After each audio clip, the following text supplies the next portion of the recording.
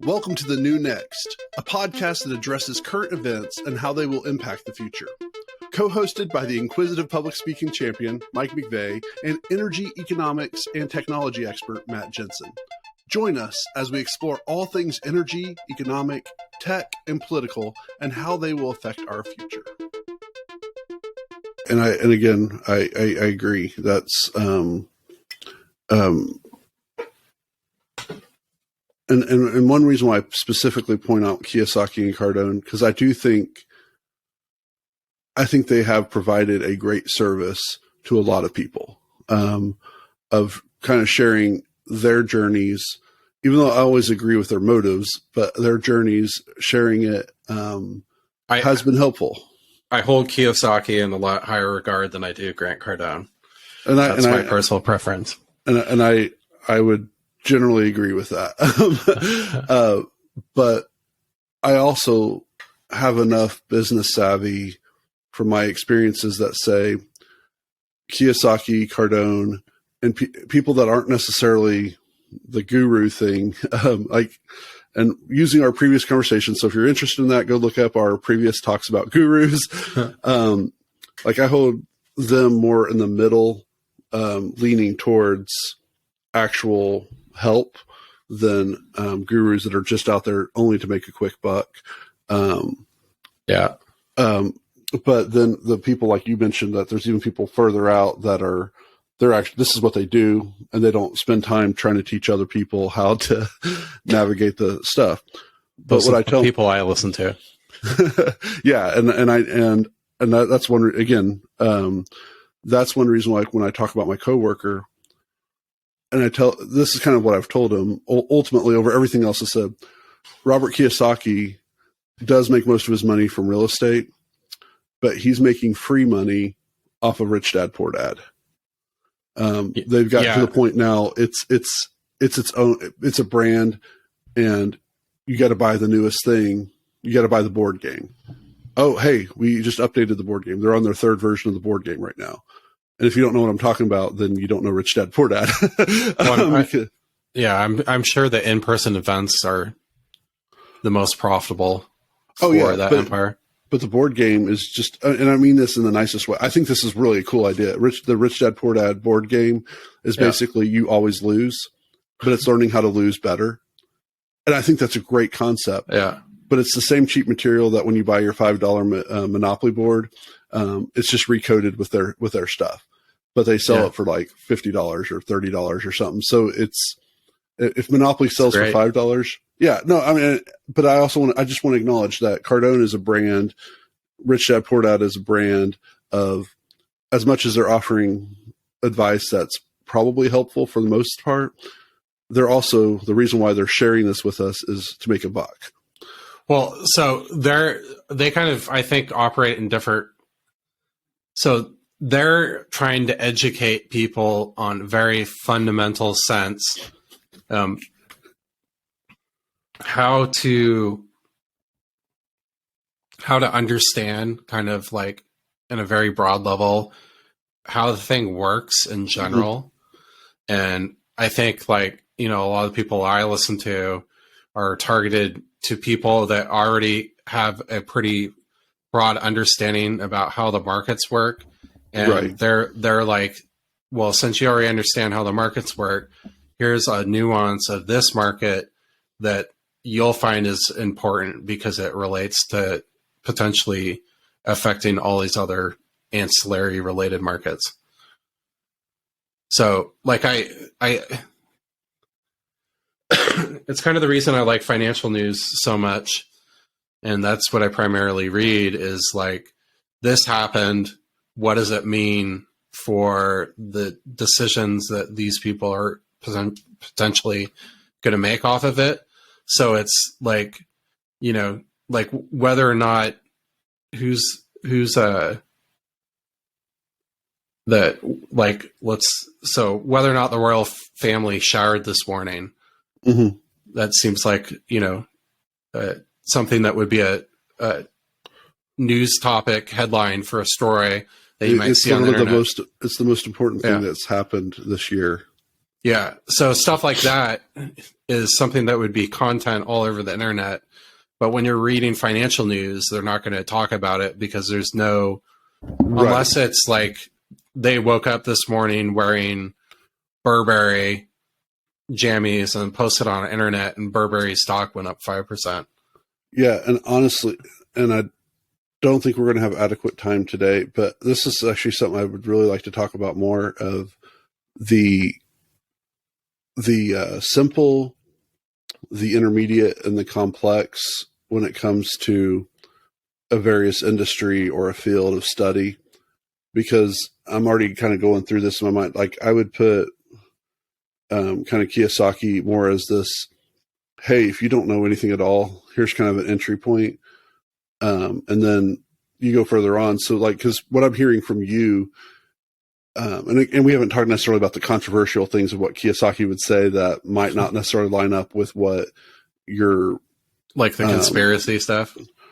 Well, I'm just talking about regarding business. I'm not. Oh, okay. I don't know what conspiracy stuff. We should talk about that too in the future one. But you're in the complex level, like you understand, because you just said, you listen to the people who are, this is everything. And that's where you're getting your guidance and stuff. I might be literate enough that I could go into like the intermediate level, but just barely. I'm definitely not ready with the complex stuff without a dummy's guide to, or a Matt Jensen's guide to people like me, the ABCs of oil and gas.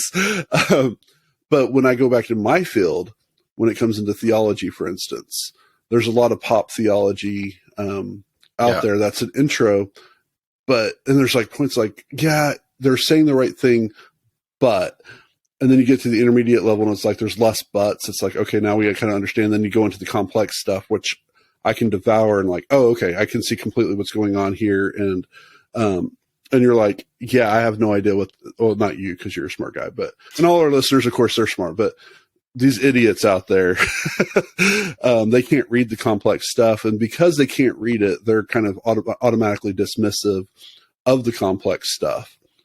Because like, well, I don't understand it and this sounds good to me, so I'm just going to deal with that. I would love to have a discussion about that for a future episode. I'll just I was listening to an interview with this guy talking about astrology recently, and he's like a famous astrologer, but he's also a historian and has a lot of these conversations where he has like professors, PhDs, historians on his podcast. I think I sent you one of them where he talks about the astrology and then they both talk about history. And the reason why I was watching it is because they had this topic on generational astrology. And I thought it would be interesting to compare that to what we're doing in the social science study of generations. And it was interesting because they were doing it from their kind of like mathematical star measurement sort of stuff. Right. It really did track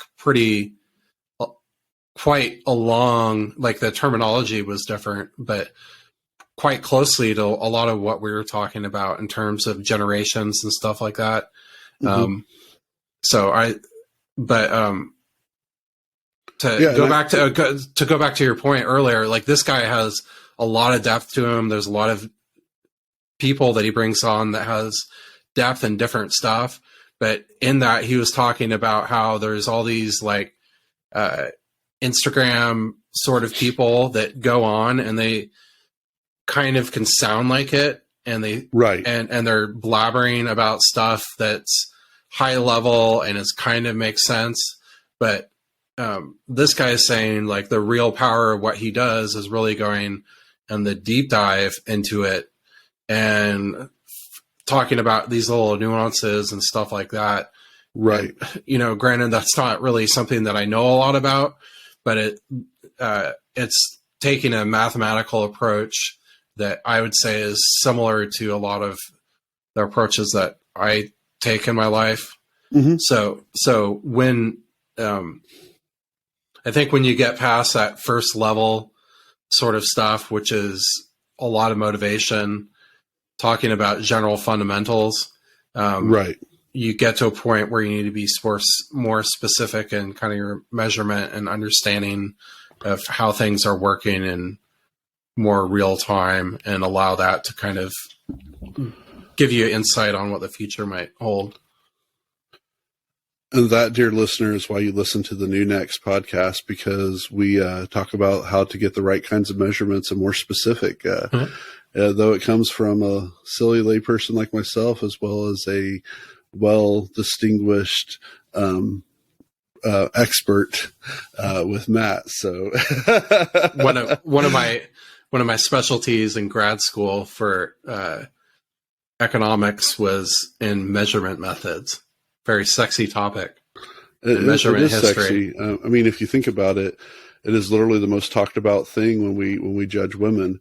Measurements. Yeah, that's interesting. I'm not like, I mean, literally historically speaking, perspective. Because Plato, in his philosophy of aesthetics, it specific, or not aesthetics. Oh goodness. No, it's aesthetics. Like what's visibly pleasing, like what he considered was perfect is when everything is symmetrical. And so measurements had to be exact. So if an eye is like 1 millimeter off from where the other eye is from the center of your face, it's more displeasing than if they're exactly the same and stuff. So there some measurements. I mean, I'm not even joking. Like seriously, that is a, there's psychology with that too. So we definitely have material that you're going to have to check in a future episode that we're going to talk about measurements in the most sexy way. We call them measure sex. I don't know. Sexy measurements. We'll just stick with that. We can talk about something even sexy, which is financial measurements. Measuring financial models. At the time. No, I would. This stuff definitely is more what I enjoy talking about, like just this kind of stuff. But, dear listener, if you enjoyed this specific series, because I have a feeling that we're not just going to post this uncut, but if you've enjoyed this series of conversation between Matt and myself, please let us know. Go to our website and tell us what you like about the podcast. If there's things that you prefer that we don't talk about, like anything Mike brings up, then you know it. If you would like to learn more about the New Next podcast, find us at thenewnextpodcast.com, where you can suggest a topic you would like for us to cover. If you enjoyed what you heard, share the podcast, tell a friend about it, or rate us with 5 stars.